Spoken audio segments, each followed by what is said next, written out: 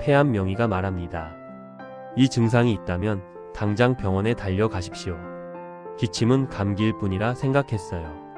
가래에 피가 섞인 건 처음이라 무서웠어요.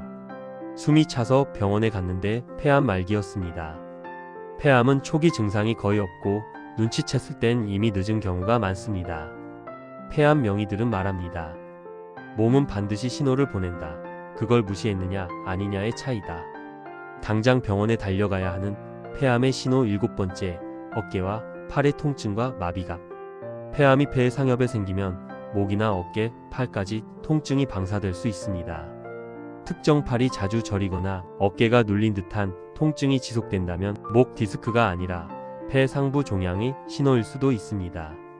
이런 분들은 특히 더 주의하세요. 40세 이상 중장년층, 현재 또는 과거의 흡연 경력자, 가족 중 폐암 병력이 있는 사람, 대기오염, 성면, 라돈 등의 노출 직업군, 잦은 기침과 가래가 평소에 있던 사람. 이런 분들은 연 1회 저설량 CT 검사를 통해 조기 발견만 해도 생존율이 3배 높아질 수 있습니다. 폐암 명의가 강조하는 한마디.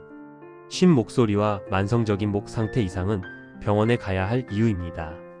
폐암은 조용히 시작되고 천천히 파고들며 알아차리기는 어렵지만 알아차리면 살릴 수 있는 병입니다. 몸은 늘 작은 힌트를 줍니다. 문제는 우리가 그 신호를 무시하고 넘긴다는 것입니다.